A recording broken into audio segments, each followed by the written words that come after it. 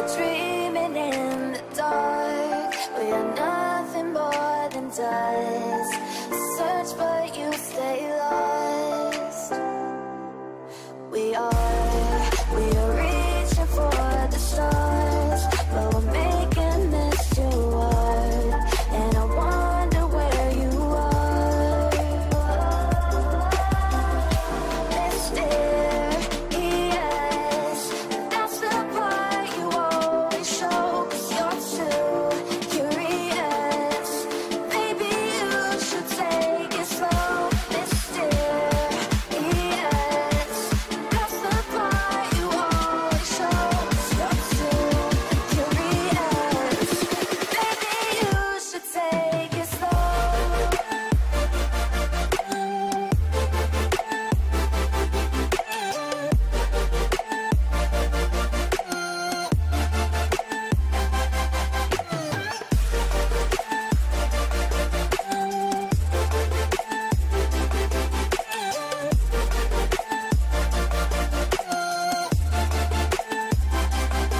We are dreaming in the dark. We are nothing more than dust. You search but you stay lost. We are reaching for the stars. We are making this. E aí, meu futuro policial militar? Como é que você tá? Estudando bem? Professora, mais ou menos, na medida do possível. É isso mesmo. Então, vamos começar agora, tá certo? A análise de algumas questõezinhas focadas na sua aprovação de legislação extravagante. Então, como você já sabe, vamos aqui separar toda a parte de legislação extravagante do seu edital, tá certo? Por isso, eu quero que você faça o que agora, que você vá deixando um like nessa transmissão, vá compartilhando também, perfeito? E vá participando aqui, vá colocando a alternativa que você acha que corresponde à verdadeira. Maravilha! Vamos começar com uma lei muito bonita, linda, maravilhosa. Estou falando de quê? Estou falando de abuso de autoridade. Então, o que eu quero destacar para você em relação a essa nossa primeira lei aqui? Lei de abuso de autoridade. Seguinte, olha o que é que a primeira questão ela vai dizer para você. De acordo com as previsões contidas na Lei 13.869 e suas alterações, certo? Só um minuto. De acordo com as previsões contidas na Lei 13.869 e suas alterações, que é a nossa linda e maravilhosa Lei de Abuso de Autoridade, assinale a alternativa comigo correta. Vamos lá, letra A. Não faz coisa julgada no âmbito civil, assim como no âmbito administrativo e disciplinar.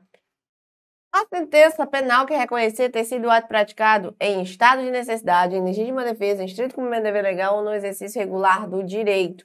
Preste atenção. Professora, de que eu estou falando aqui nessa letra A? Você está falando das excludentes de ilicitude. Pergunto, será que quando eu falo que aquele crime foi amparado em estado de necessidade, uma legítima defesa, no exercício do cumprimento legal, certo? No exercício cumprimento do dever legal, no exercício regulado, no estrito cumprimento do dever legal, Maria, no exercício regulado do direito. Nessas circunstâncias, o que acontece? Será que faz coisa julgada no âmbito civil? Olha aqui, ó. Não. Por quê? Porque eu tenho a independência das instâncias. Então, como você já sabe, falei de responsabilização. Pelo crime de abuso de autoridade,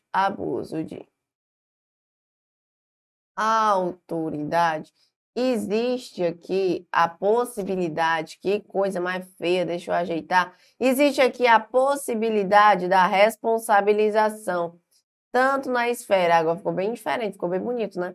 Civil, certo? Então, ó, civil, administrativo ou criminal.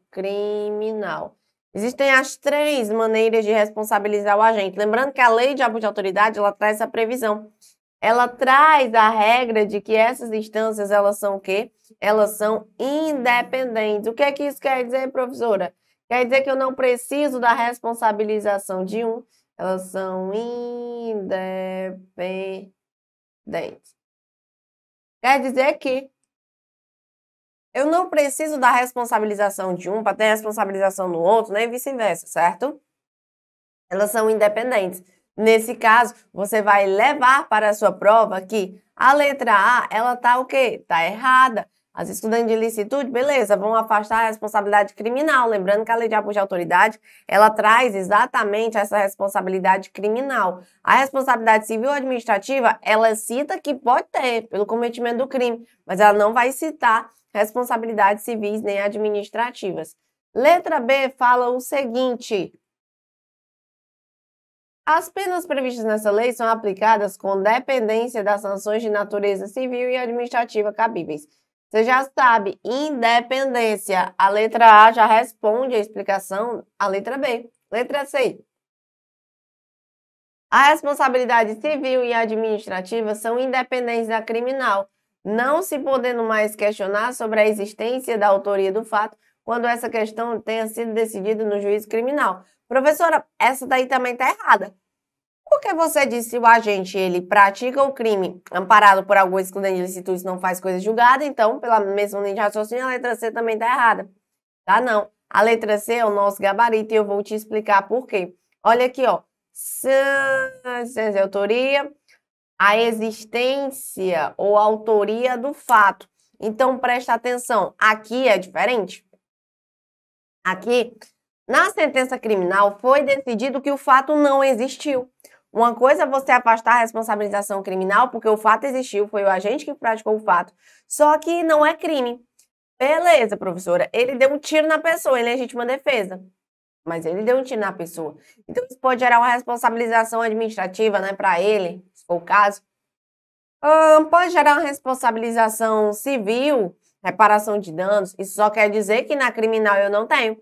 Agora, quando a decisão é em relação à existência do fato ou autoria do fato, é diferente? Então, imagina que foi decidido na esfera criminal que o fato nem existiu. Ah, como é que eu vou responsabilizar pedindo danos morais, falar de responsabilização administrativa se o fato nem existiu?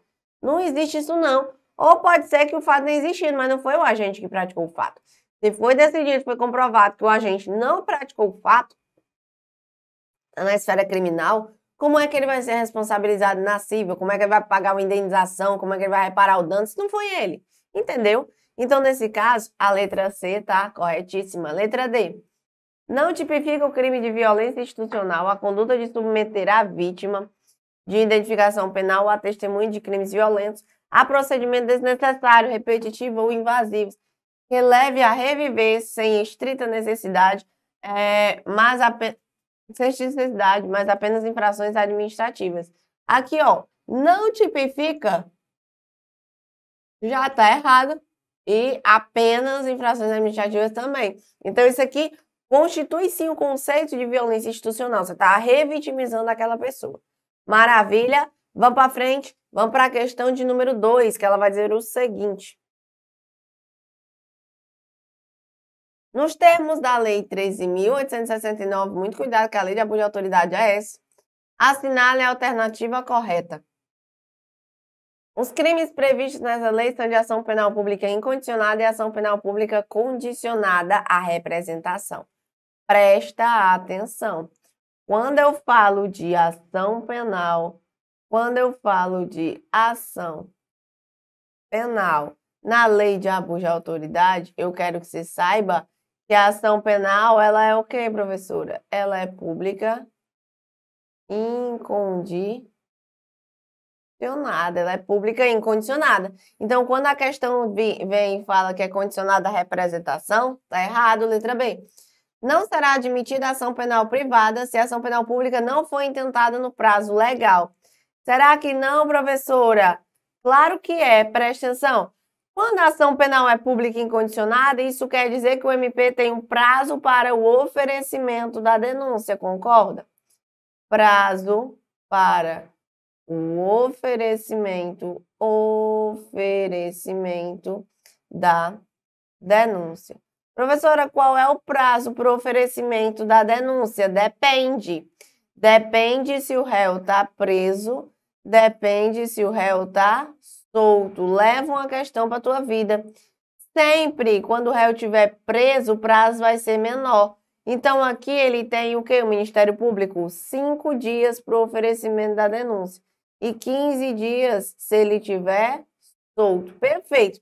O que acontece, professora? Esse é o prazo para o oferecimento da denúncia. Se o Ministério Público ele é inerte, você sabe que a ação penal privada ela só pode ser ajuizada no caso de inércia do MP. Se o Ministério Público é inerte, isso quer dizer que se ele não oferece a denúncia no prazo legal, eu não posso dizer que a parte ela vai ser prejudicada por essa inércia. Então, você vai levar para a sua prova o seguinte, ó, no caso, nessa situação aqui de inércia do MP, ou seja, quando ele não oferece para a denúncia, surge para a parte a possibilidade de entrar com ação penal privada subsidiária da pública. Surge para a parte a possibilidade de ingressar com ação penal privada subsidiária da pública. Qual o prazo, professora, que ela tem para ingressar com essa ação? Ela tem 6 meses, mas presta atenção numa regrinha básica. Ela tem 6 meses para ingressar com essa ação, mas não são 6 meses contados do conhecimento da autoria, como geralmente acontece nos prazos decadenciais, não, tá? Ela tem 6 meses contados dessa data aqui, ó, que encerrou o prazo para o oferecimento da denúncia pelo MP. Então, aqui eu tenho 6 meses contados de quê, professora? Da data, né, final para o MP. Vamos colocar assim, da data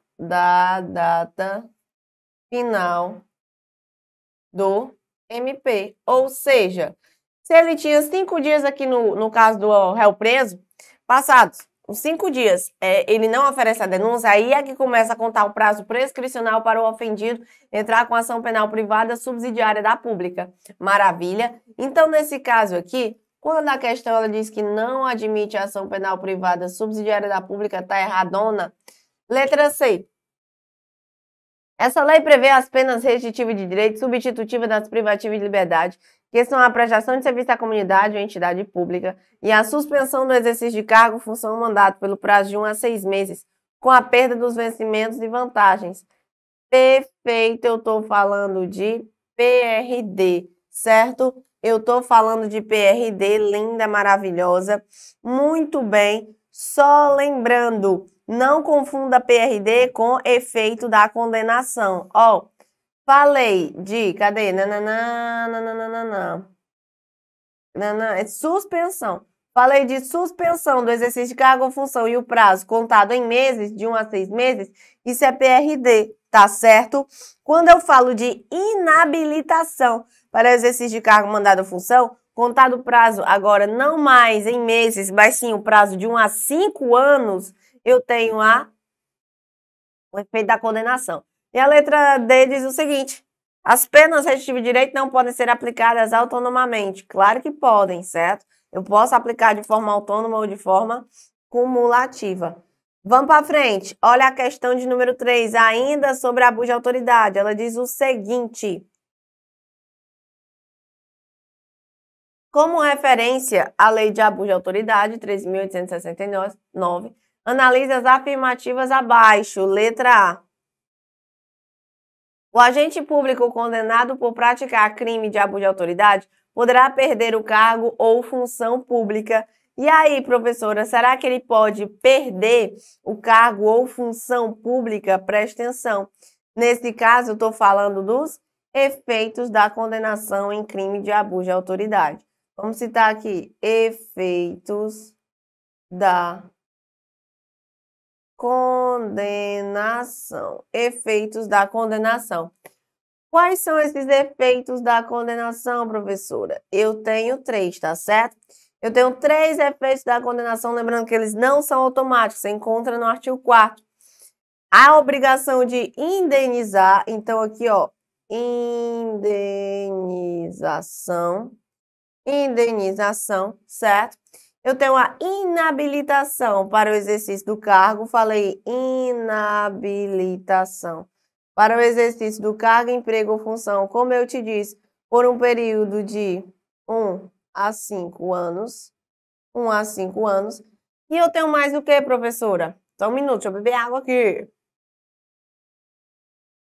eu tenho a perda do cargo, mandado ou função pública. Então, aqui eu tenho a perda do cargo, mandado ou função pública, certo? Muito bem, isso daqui mais uma vez está lá no artigo 4º.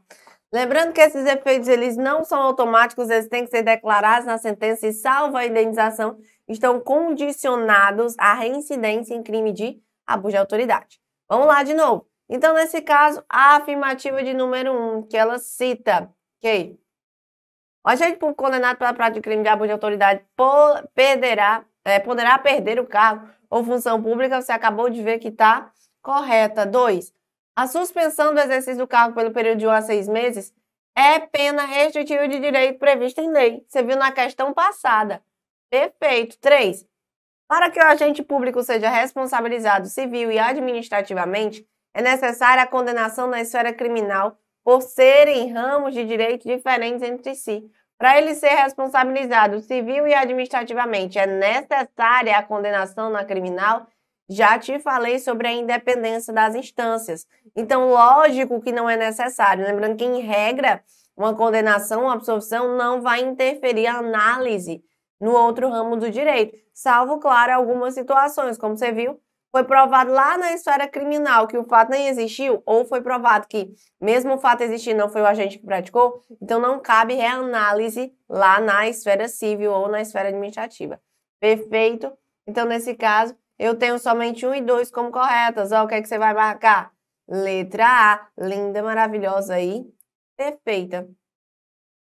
Vamos falar de outra lei, vamos falar dos crimes hediondos. Lembrando que quando eu falo de crime hediondo, certo? Quando eu falo de crime hediondo, o que que você vai analisar comigo? Você vai analisar comigo que os crimes hediondos, geralmente, você vai encontrar as questões na tua prova da seguinte forma. Deixa eu apagar aqui. No rol taxativo da lei. Então, presta atenção. Aqui eu tenho um rol taxativo da Lei 8.072. Então, nesse caso, a Lei 8.072 de 1990, ela traz um rol taxativo daqueles crimes que são considerados hediondos. Professor, o que isso quer dizer? Quer dizer que, geralmente, 80% das questões de prova, o examinador vai cobrar apenas o seguinte: tal crime é hediondo, tal crime não é hediondo, tal crime... Entendeu? É fácil demais. Então, vamos ver essa primeira questãozinha e vamos ver o que é que ela, cobra. É o seguinte: considera-se hediondos os crimes tentados ou consumados. Letra A. Organização criminosa quando direcionada à prática de crime hediondo ou equiparado. Preste atenção. Será que a organização criminosa, quando ela é direcionada à prática de crime, professor, ela é considerado crime hediondo? Preste atenção. Perfeito, você já encontra isso daqui lá no artigo 1º, especificamente lá no inciso 5º. E é isso mesmo. E você vai observar que fala em organização criminosa, não é apenas a organização criminosa por si só, que é considerada crime hediondo, não. Ela tem que ser direcionada à prática de crime hediondo. Se ela não for direcionada à prática de crime hediondo, ela não vai ser considerada o quê? Um crime hediondo. Olha a letra B, eu tenho um bizuzinho para ti quanto a ela. Ela diz o seguinte: homicídio simples praticado por organização criminosa. Errado. Quando eu falo em homicídio, eu quero que você leve para a sua prova a seguinte situação. Apareceu homicídio referente a crime hediondo, você vai associar o seguinte: professora, falei de homicídio simples. Tem só lá homicídio simples. É considerado crime hediondo homicídio simples? Depende. Se aparecer só homicídio simples e não aparecer mais nada em seguida, mas nenhuma descrição, tá errado. Homicídio simples, só assim, não é considerado crime hediondo. Eu tenho que especificar algumas regrinhas bonitinhas em relação a esse homicídio simples. Professora, quais são essas regras? É uma só. Homicídio simples, quando ele está praticado em ação típica de grupo de extermínio. Ação típica de grupo de extermínio. de extermínio, certo? Ainda que por um só agente. Então, presta atenção.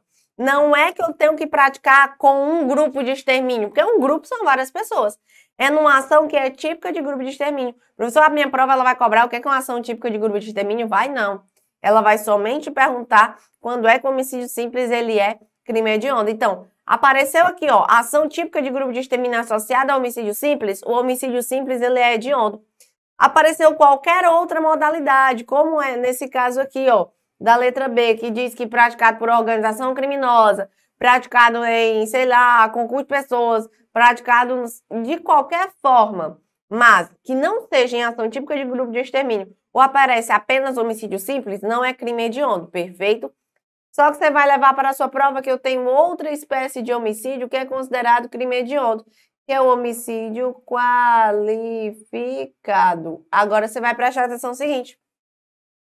O homicídio qualificado sempre é crime hediondo. Ah, professora, eu já me deparei algumas vezes respondendo questões ao longo da vida com a questão perguntando se o feminicídio é crime hediondo. E como a senhora diz que eu tenho rol taxativo e lá não está escrito feminicídio, eu sempre marco que está errado. Só que a questão não cobra que o feminicídio é crime hediondo. Como é isso? Presta atenção. O que é um feminicídio? É um homicídio qualificado. Se todo homicídio qualificado é crime hediondo, isso quer dizer que o feminicídio também é crime hediondo, não é verdade? Então, preste atenção a essa regrinha básica. Vamos voltar aqui. Então, você já sabe que essa letra B está errada. Vamos para a letra C. Posse ou porte legal de arma de fogo de uso permitido. Quando eu falo da posse ou porte de arma de fogo de uso permitido, isso é considerado hediondo?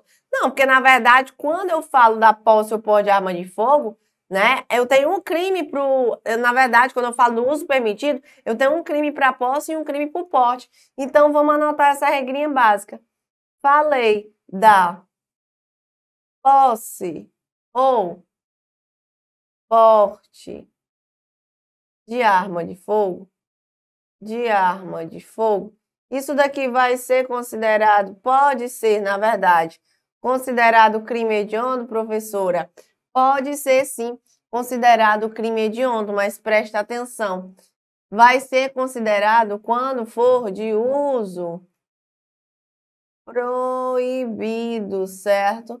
Será considerado quando for de uso proibido. E não aqui, como a questão está dizendo, de uso permitido. Uso permitido não é crime hediondo. Letra C.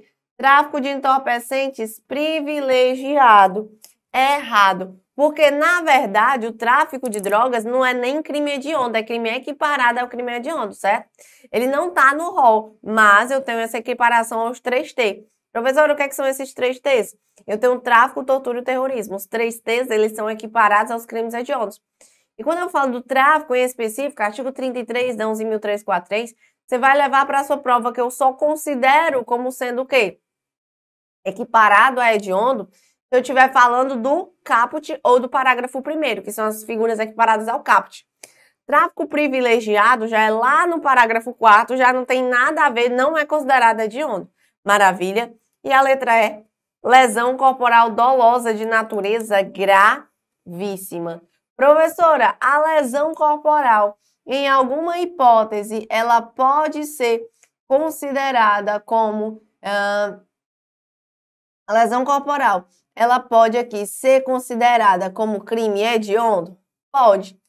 Só que quando eu falo de lesão corporal, quando eu falo de lesão corporal, você vai levar uma informação para a sua prova. Ela só vai ser considerada crime hediondo em duas hipóteses. Quando ela for gravíssima, professora, então por que a questão está errada? Calma, gravíssima, ou quando ela for seguida de morte. Mas preste atenção, apareceu apenas lesão gravíssima, apareceu apenas lesão seguida de morte, está errado. Por quê? Porque não é só isso que torna a lesão corporal como sendo um crime hediondo, não. Nessa circunstância, ela ainda tem que ser o quê? Funcional. Ela ainda tem que ser funcional, ou seja, tem que ser contra os agentes de segurança pública, contra os seus familiares. Então, falei da lesão gravíssima.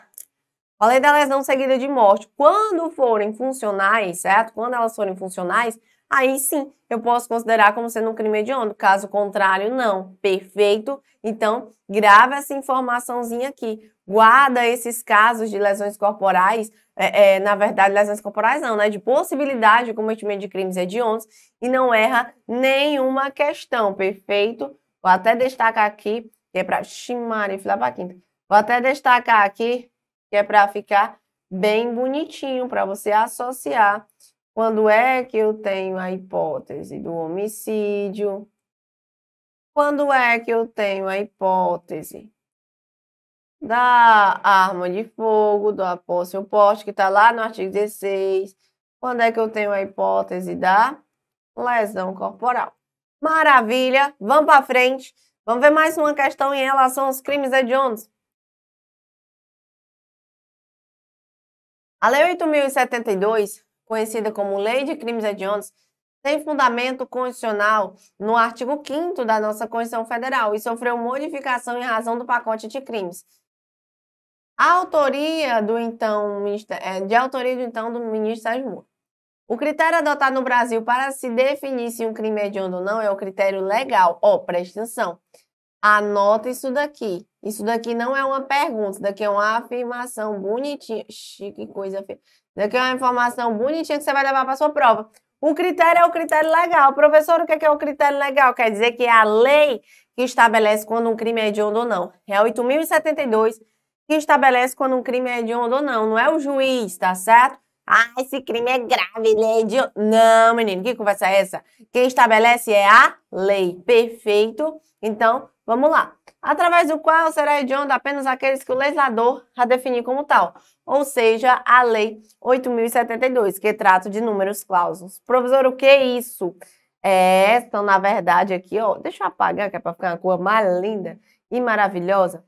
É o seguinte, é o critério legal, através do qual será hediondo aquele em que a lei, de forma taxativa,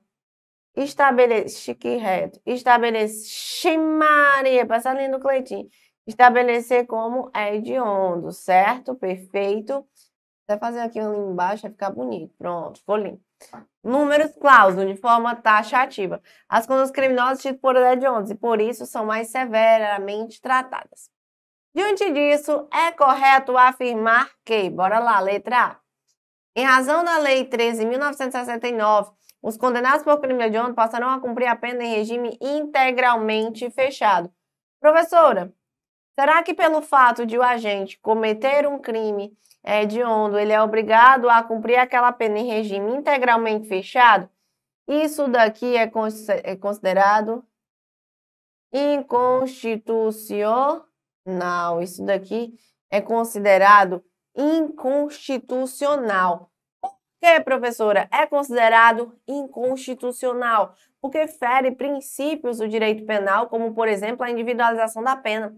Ele diz que as penas elas devem ser aplicadas de forma individualizada e não de forma genérica. Ele cometeu um crime hediondo, obrigatoriamente ele vai ter que ficar no regime fechado. Não, não é assim que funciona. Perfeito, maravilha. Vamos para a letra B. Letra B diz o seguinte. Os crimes hediondos, assim definidos pela Lei 8.072, são insuscetíveis de liberdade provisória. Professora, será que esses crimes eles são insuscetíveis de liberdade provisória? Presta atenção. Quando o juiz ele vai estabelecer que a prisão, tá? Quando eu trato aqui da hipótese, deixa eu ajeitar, da prisão. Essa prisão aqui, ela é legal, porém, ela é desnecessária. Quando o juiz observa que essa prisão ela é legal, porém, ela é desnecessária, o que é que ela pode aplicar aqui, professora? O chamado livramento condicional. Ou seja, você vai ficar livre se você preencher algumas condições, se você se comportar direito, certo? Quando eu falo de livramento condicional, eu quero que você saiba Ele poderá ser decretado aqui com o pagamento da fiança, você paga para ter o livramento condicional, ou sem a fiança. Ou com a fiança ou sem a fiança. O que é que acontece? Quando eu estabeleço crimes inafiançáveis, como é o caso dos crimes hediondos, isso mesmo, os crimes hediondos eles são insuscetíveis de graça, anistia e indulto, eles são inafiançáveis. Quando eu digo que um crime é inafiançável, isso quer dizer que você não pode o quê? Pagar a fiança. Ou seja, você não pode pagar para você ir para casa, você não pode pagar para ter o seu livramento condicional. Mas isso não quer dizer que você não possa ter o livramento condicional sem fiança. Isso mesmo. Você não pode pagar para ir para casa, mas você pode o quê? Ir para casa de graça. Perfeito? Então, quando eu falo que eles são insuscetíveis de liberdade provisória, tá errado. Eles são insuscetíveis de fiança. Letra C diz que são exemplos de crimes hediondos. Homicídio qualificado, perfeito, professora? Perfeito. A extorsão mediante sequestro é crime hediondo? É sim. O estupro, de todas as suas modalidades, inclusive de vulnerável. Então, achei o gabarito, letra C. Letra D. Tráfico de entorpecentes, terrorismo e tortura são crimes hediondos? São crimes equiparados a hediondos. São crimes equiparados a hediondos. Olha o 3T. Tráfico, tortura, terrorismo. Perfeito. Para frente é que se anda, vamos para a questão de número 6. No Estatuto do Desarmamento, considera-se crime hediondo. Então, nesse caso, no Estatuto do Desarmamento, presta atenção. Vou estabelecer aqui para ti, quando eu falo de Estatuto do Desarmamento, quais as condutas eu considero como sendo crimes hediondos, certo? Então, você vai lá para o artigo 16, 17 e 18. Então, o que é que eu considero hediondo, professora? Primeiro, começando com o artigo 16, que fala da posse ou porte de arma de fogo de uso proibido. Então, aqui é o artigo 16. Uso proibido é crime hediondo, certo? Quando eu falo do artigo 17, eu tenho a figura do comércio ilegal. Então, também é considerado crime hediondo o comércio ilegal. E para fechar, eu tenho o quê? Eu tenho o inciso 4, que fala do tráfico internacional de armas. Então, olha aqui, ó. Tráfico internacional de armas, preste atenção. O crime de tráfico de armas é crime hediondo, o crime de tráfico de drogas é equiparado, certo? Cuidado. Vamos voltar então. Nesse caso, Estatuto do Desarmamento considera-se crime hediondo. O porte ilegal de arma de fogo de uso permitido? Errado. Terem depósito arma de fogo de uso permitido? Uso permitido? Não. Letra C. Porte ilegal de arma de fogo sem qualquer modalidade? Errado, de uso proibido. D. O crime de disparo de arma de fogo? Errado também, o artigo 15 aqui. A posse ilegal de arma de fogo de uso? Proibido. Perfeito, letra E, certo? Então, olha como o examinador ele sempre gosta de trazer essa diferença daqueles crimes que são ou não considerados crimes hediondos. Eu tenho uma regrinha para ti. Eu tenho um negócio para te fazer agora. Sabe o que é? Depois de tantas questões aqui envolvendo a nossa legislação extravagante, ter uma pergunta a fazer. Você está compartilhando essa transmissão? Ó, porque o like eu tô vendo aqui que tem muito pouco. Like, ó, vocês, né? Vocês estão que estão. Quando é aula aqui, ó, de outros professores, eu vejo chuva de likes. Tô de olho, viu? Seus bonitos, suas bonitas. Então, deixa o like e compartilha a nossa transmissão. Você que ainda não é inscrito no nosso canal, não pode perder tempo. Por quê, professor? Porque todos os dias nós temos aulas gratuitas aqui.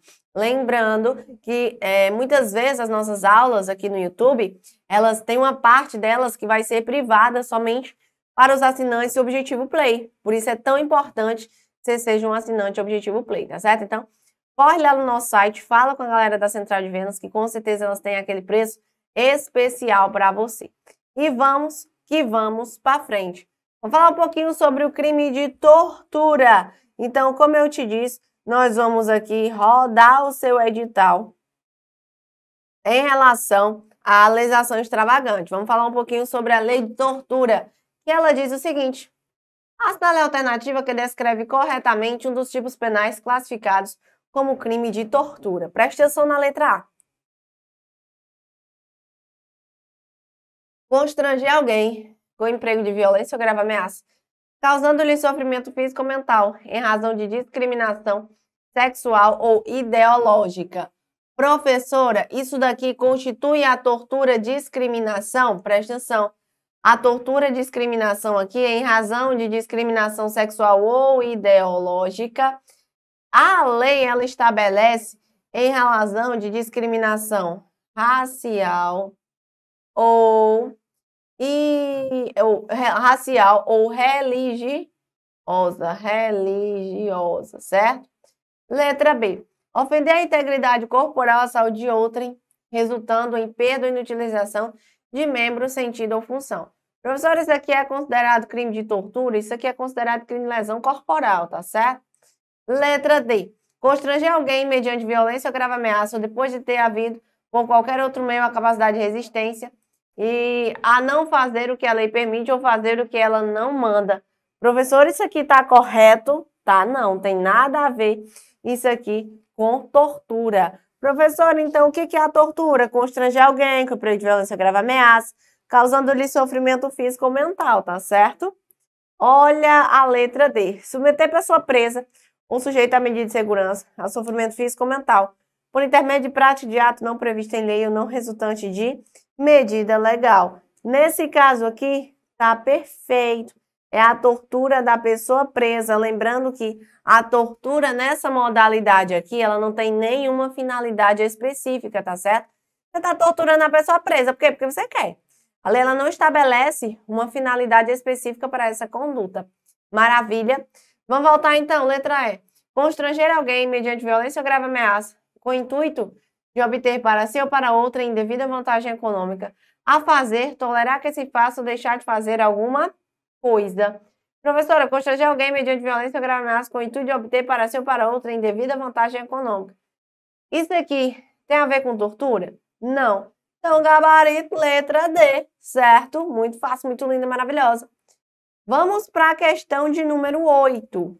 Questão de número 8 diz o seguinte: o crime de tortura e suas circunstâncias são tipificados em lei penal especial. Sobre o delito em questão, assinale a alternativa correta. Letra A. Se o crime de tortura resulta lesão corporal de natureza grave ou gravíssima, a pena é reclusão de 6 a 12 anos. Se resulta morte, a reclusão é de 12 a 30 anos. Professora, tem essa ideia de quando a tortura, ela vai, na verdade, aumentar a pena, né? Cadê? Reclusão de 6 a 12, resulta morte. Existe essa tortura qualificada aqui no caso de lesão e no caso de morte. Presta atenção. Tá errado, tá certo? Tá errado. Vamos para frente, vamos para a letra B. Letra B diz o seguinte: a condenação pelo crime de tortura acarreta a suspensão temporária do cargo, função ou emprego público do sentenciado. Então, nesse caso, será que o agente que comete o crime de tortura, lembrando que os efeitos da condenação, certo, são automáticos. Olha aqui, ó. Efeitos da condenação no crime de tortura. Efeitos da condenação no crime de tortura.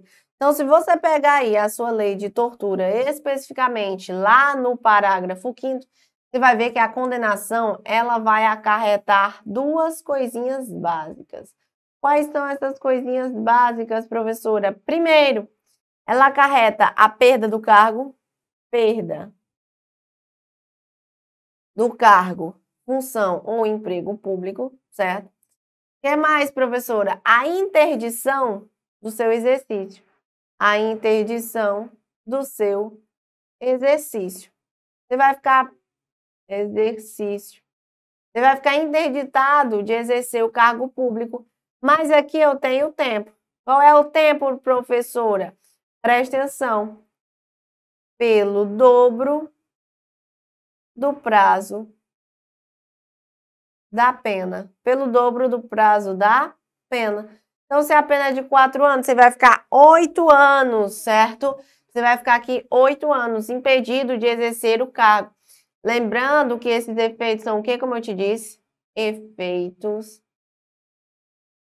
automáticos. O que isso quer dizer? Quer dizer que esses efeitos eles não precisam ser declarados na sentença. Sempre que você enxerga essa ideia de efeitos automáticos, quer dizer que para que eu tenha o efeito, ele não precisa ser declarado na sentença. Perfeito! Vamos voltar então aqui, nesse caso, letra B. A condenação pelo crime de tortura acarretará a suspensão temporária do cargo, emprego ou função? Errado, porque na verdade acarreta a perda e não a suspensão temporária. Letra D, C diz o seguinte: o crime de tortura não é afiançável. Perfeito, pela autoridade policial, mas é pela autoridade judiciária. Não. Os crimes os 3TH aqui, ó, 3TH, tráfico, tortura, terrorismo e os hediondos, eles são todos inafiançáveis, seja pela autoridade policial, seja pela autoridade judicial. Letra D. A pena do crime de tortura será aumentada de 1/6 até 1/3 se o fato delituoso for cometido por agente público. Então, nesse caso, preste atenção, aumenta de 1/6 até 1/3, professora. Quando é praticado por agente público, perfeito. Isso daqui está no parágrafo 4º, tá certo? Do artigo 1º da Lei de Tortura. Lembrando que, muitas vezes, eu sei que você sabe, mas não custa nada revisar. O examinador, ele gosta de cobrar que o crime de tortura é um crime próprio, ou seja, somente pode ser praticado por agentes públicos, o que está errado. Não é um crime próprio, é um crime comum, pode ser praticado por qualquer pessoa. Mas quando aquele crime é praticado por agente público, a pena aumenta, certo? A pena aumenta. Então, muito cuidado com essa previsãozinha em afirmar que somente pode ser praticado por agente público. É um erro, tá certo? Vamos para frente, letra E. O crime de tortura é suscetível de indulto individual ou coletivo, mas não de anistia. Cuidado, para na hora da prova não estar lendo essa palavra ligeiro e tá dizendo que ele é suscetível, ele é insuscetível. Certo? Vamos para 9. Sobre a lei de tortura, é correto afirmar que, letra A, o crime de tortura admite a forma culposa. Eita, professora, essa eu não sei. Será que você tem como torturar alguém sem querer? Ixi, Maria, eu deixei ele de cabeça para baixo aqui, amarrar 3 dias, 3 noites, sem comer, sem beber água, caindo um pingo d'água na cabeça dele, de segundo em segundo. Mas foi sem querer, eu não queria fazer, não. Foi tudo sem querer. Não sei por que eu fiz isso? Claro que não, cara. O crime de tortura é um crime doloso. Crimes de tortura são crimes dolosos. Letra B. Somente o agente público pode ser autor do crime de tortura? Você acabou de ver, acabei de te dizer que não. Quando ele é autor do crime de tortura, a pena aumenta. Presta atenção, certo? Quando ele é cometido por agente público, aumenta. Agora, quando é cometido contra criança, gestante, portador de deficiência, adolescente ou maior de 60 anos, a pena também aumenta, mas é contra. Por é o sujeito ativo, contra é sujeito passivo, é vítima. Certo? Maravilha. Letra C. O condenado por crime previsto nessa lei cumprirá a pena integralmente em regime fechado. Sempre você vê essa ideia de que cumprir integralmente em regime fechado se associa àquela questãozinha que nós já vimos anteriormente em relação aos princípios constitucionais que são violados, como, por exemplo, o princípio da individualização da pena. Cada caso é um caso, cada pena é uma pena. Então, não é porque ele praticou um crime de tortura que ele vai obrigatoriamente cumprir a pena dele todinha em regime fechado. Tá errado. Maravilha? Voltando, então, letra D. O crime de tortura é inafiançável e insuscetível de graça ou anistia. Perfeito. Vamos fazer uma tabelinha aqui? Eu sei que você que já é meu aluno sabe, né? Mas você que ainda não sabe quais são aqueles crimes insuscetíveis de graça, anistia. Agora tu para de anistia, indulto. Tu para de copiar e presta atenção na tabela, depois tu tira a foto, tá certo? Vou desenhar essa tabela de uma forma mais linda do mundo, que só eu sei fazer, reta e maravilhosa, que é assim, ó.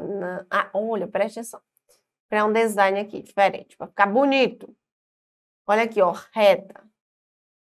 Olha que coisa mais linda essa tabela vai ficar, certo? Aqui nós temos aqueles crimes que são, não posso nem falar não que eu erro, insuscetíveis de graça, anistia e indulto. Ai, Jesus. Que coisa mais linda. Aqueles crimes que são inafiançáveis e você vai colocar nessa ordem. Inafiançáveis, certo? E os crimes que são imprescritíveis. Se tu tá sempre por aqui acompanhando nossas aulas, tu já sabe essa tabela. Mas caso contrário, caso você esteja chegando agora, começando seu estudo agora, é importante você anote, porque ela serve tanto para cá, como para a lei lá do tráfico, tortura, terrorismo, crimes hediondos, direito constitucional, serve para tudo, perfeito? Então presta atenção. Você vai começar a montar essa tabela obrigatoriamente da seguinte forma. Quais são os crimes insuscetíveis de graça, anistia e indulto? Eu tenho a ideia do 3TH. Professora, o que é isso, 3TH? Eu tenho a ideia do tráfico, tortura, terrorismo e os crimes hediondos, perfeito? Ou coisa mais linda. E os crimes hediondos? Aí você continua, mais uma vez, desde copiar, que eu tô vendo, presta atenção, depois tu copia. Agora a gente vai pro final da tabela e vamos falar dos crimes imprescritíveis. Os crimes imprescritíveis, o bizuzinho é da ração. Ó, é o bizuzinho da ração. Tá vendo que forma a palavra ração? Que é isso, professora? Ração. Os crimes são os de racismo e ação de grupos armados, civis ou militares contra a ordem constitucional, Estado democrático de direito. Você está observando que os crimes inafiançáveis, eles não, os crimes insuscetíveis de graça e anistia e indulto, eles não se confundem com os imprescritíveis? Tem nada a ver uma tabela com a outra? Pois é. Por isso é que você tem que começar a montagem dela dessa forma, porque quando eu trato dos inafiançáveis, tu só vai montar, tu só vai trazer a ideia do 3TH, e vai montar com ação. Olha aqui. Aqui tu só vai montar, tu vai pegar um do lado da tabela, os do outro lado da tabela e juntar todos na ideia dos inafiançáveis. Ou coisa fácil, professora. É sim, mas eu tenho que voltar para a questão. Então já tira a foto, já bate o print, já cuida na vida. Se tu não copiou, porque eu disse para tu não copiar, para tu prestar atenção. Mas nós temos que passar para frente então, porque senão a nossa aula vai até meia-noite. Então eu quero só ver. Tá legal a aula? Tá, professora. Então por que tu não tá deixando um like, hein? Por que tu não tá deixando um like? Uma coisa que vai durar um segundo e o YouTube vai saber e o Objetivo Concurso vai saber que você é aluno focado, que tá acompanhando, que tá gostando da nossa aula, que vai ser o futuro aprovado. Então, desde história. Vou voltar aqui para a questão e você vai deixando o like aí. Letra D. A condenação acarretará a perda do cargo, função e emprego público. E a interdição para o seu exercício pelo triplo do prazo. Errado. Porque não é pelo triplo do prazo, é pelo dobro do prazo. Você já anotou. Olha que linda essa tabela. Vamos para frente. Vamos falar de Estatuto do Desarmamento. Quando eu falo de desarmamento, o que que você vai acompanhar na sua prova? O que que você tem que levar para a sua prova, para a sua vida? Seguinte, muito fácil. Olha a 10. Considera-se crime equiparado ao de posse ou porte ilegal de arma de fogo de uso restrito com pena de 3 anos de reclusão. Então, aqui, ó, equiparado, na verdade, ao artigo 16. Professor, você vai copiar todos os crimes equiparados ao artigo 16? Vou nada, você olha aí na sua lei. Por quê? Porque são muitos e é letra de lei, tá certo? Então, basta você abra o seu Código Penal no artigo 16, nós temos 6 crimes equiparados e você acompanha aqui comigo. Vamos ver a letra A. Disparar arma de fogo, acionar munição em local habitado ou em suas adjacências ou em via pública. ou em direção a ela, desde que essa conduta não tenha como finalidade a prática de crime. Errado, porque esse daqui é o crime de disparo de arma de fogo, está lá no artigo 15. A letra B, ela diz o seguinte: deixar de observar as cautelas necessárias para impedir que menor de 18 anos ou pessoa portadora de deficiência se apodere de arma de fogo, esteja sob sua guarda, sob sua posse ou que esteja sob sua propriedade. Tá certo, professora? Tá nada, que isso aqui é o crime de omissão de cautela do artigo 13. Lembrando, o crime de omissão de cautela é um crime culposo. Você deixou de observar as cautelas necessárias para que aquela pessoa menor de 18 anos ou com deficiência mental se apoderasse daquela arma. Agora, se tu deixa aquilo ali de propósito, eu não tenho o crime do 13. Aí eu tenho sim a figura equiparada ao 16, mas de forma culposa não. Letra C. Deixar o diretor responsável de empresa de segurança e transporte de valores de registrar a ocorrência policial e de comunicar a PF, perda, roubo, furto e outra forma de extravio de arma de fogo, acessório ou munição que esteja sob sua guarda pelas primeiras 24 horas depois do ocorrido. Isso aqui também é uma espécie de omissão de cautela. Artigo 13. Letra D. Vender, entregar ou fornecer, ainda que gratuitamente, arma de fogo, acessório, munição explosiva a criança ou adolescente. Olha o que eu estou te falando. Aqui eu tenho uma conduta dolosa. Então, aqui é equiparado. Letra E. Vender ou entregar arma de fogo, acessório ou munição sem autorização ou em desacordo com a determinação legal ou regulamentar, agente policial disfarçado, quando presentes elementos probatórios razoáveis à conduta criminal pré-existente. Isso aqui nem crime é, certo? Maravilha. Vamos para frente. Vamos para a questão de número 11. Ronaldo possui dentro da sua residência arma de fogo, sendo uma de calibre permitido, duas armas, né? Uma de calibre permitido e uma de calibre proibido. Professora, quantos crimes ele praticou aqui? 2 crimes, certo? Visando praticar tiro ao alvo, Ronaldo vai à zona rural e leva sua arma de calibre de uso proibido para atirar em garrafas de vidro. Antes de chegar ao local, Ronaldo é interceptado em uma blitz policial e tem sua arma apreendida, bem como é preso em flagrante. Munida de mandado judicial, a polícia de Goiás faz uma busca na residência de Ronaldo e apreende a arma de fogo de uso permitido, que lá estava. Nenhuma das armas possui autorização administrativa ou registro regular. Considerando a situação exposta, é correto afirmar que Ronaldo será denunciado por. Então, nesse caso, o Ronaldo, ele vai ser denunciado por quê? Vamos lá, presta atenção. Aqui, quando eu falo de uso permitido, eu quero que você grave uma informação permitido. E quando eu falo de uso restrito, quero que você grave outra informação. Restrito.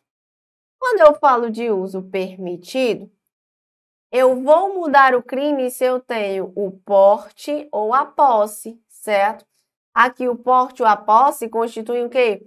Crimes diferentes. Ou seja, se o agente está com arma de fogo na casa dele ou no seu local de trabalho, ele responde pela posse legal, artigo 12.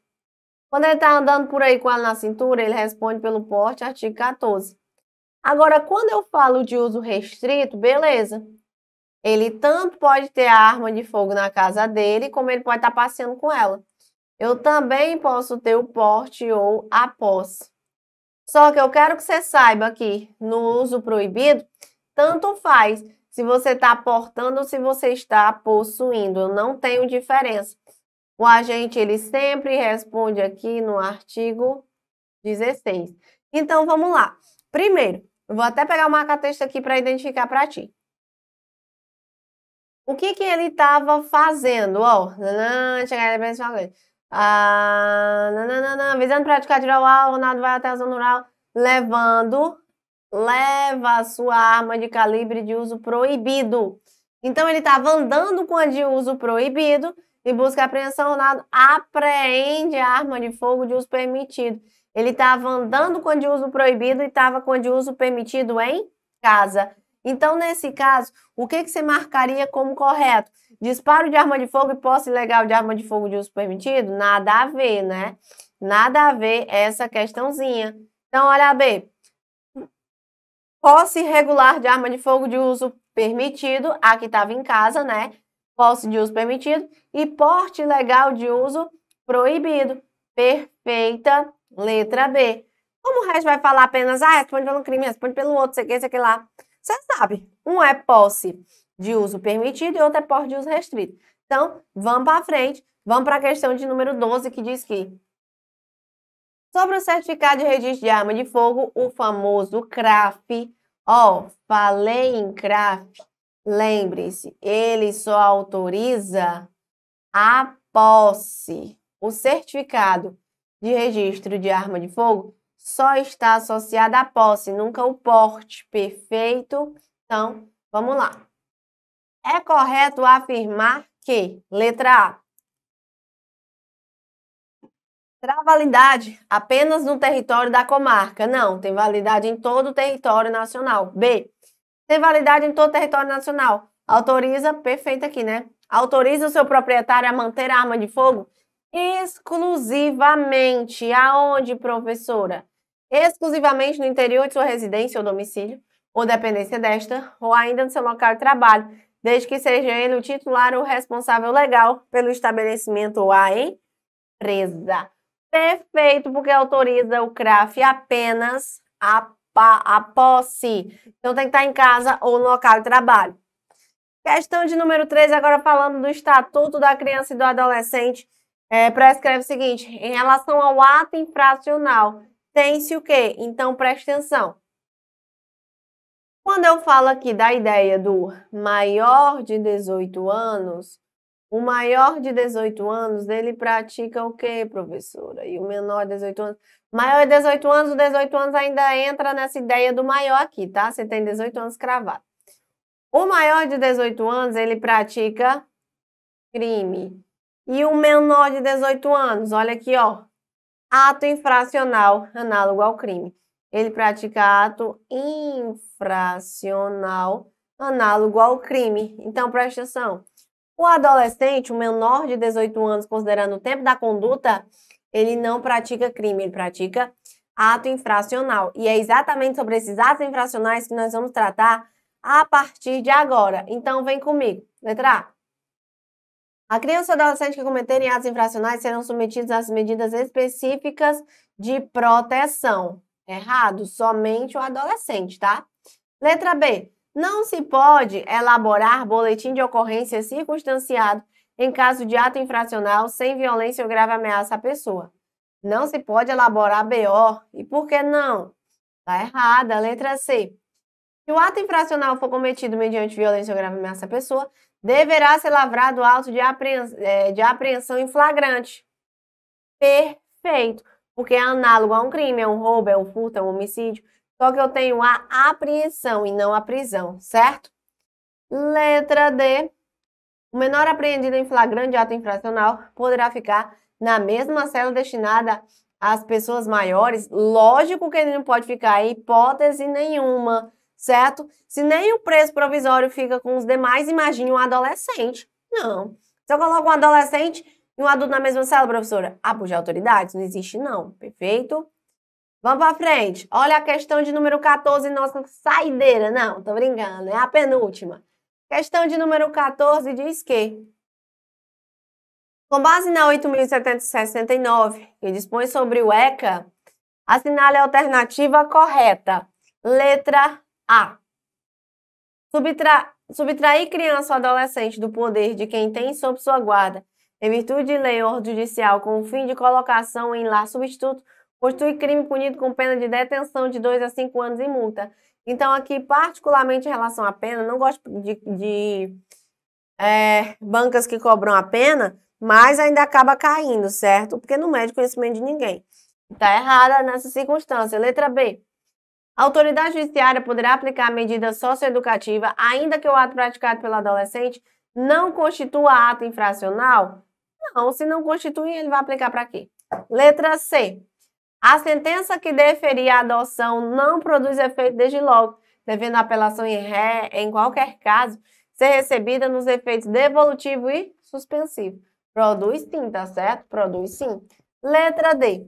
Alguns dos crimes definidos no Estatuto da Criança e do Adolescente são de ação pública condicionada à representação. Erradona também, só pode ser a letra E. Vamos conferir? O adolescente apreendido em flagrante ato infracional será, desde logo, encaminhado à autoridade policial competente. Perfeito. Vamos para a nossa última questão. Questão de número 15, ela diz que à luz do Estatuto da Criança, assinale a alternativa que não apresenta uma garantia processual assegurada à criança e ao adolescente. Letra A, que não apresenta, hein? Letra A. Assistência judiciária gratuita e integral em caso de necessidade. É direito, professora? Certamente. B. Defesa técnica por advogado. Também. Letra C. Pleno e formal conhecimento da atribuição de ato infracional mediante citação ou meio equivalente. Constitui? Sim. Direito a ser ouvido pela autoridade competente por meio de seus representantes legais. Por meio de seus representantes legais, não, né? Então é o gabarito. E a letra E. Direito de solicitar a presença de seus pais ou responsáveis em qualquer fase do procedimento. Também linda, perfeita, maravilhosa. Então, com isso, estamos encerrando aqui nosso evento focado em você, futuro aprovado no nosso concurso da Polícia Militar. Eu agradeço demais a tua atenção. Continue deixando o like, porque ainda tá dando tempo, tá certo? Vai deixando o seu like. Agradeço demais e até a próxima oportunidade. Valeu!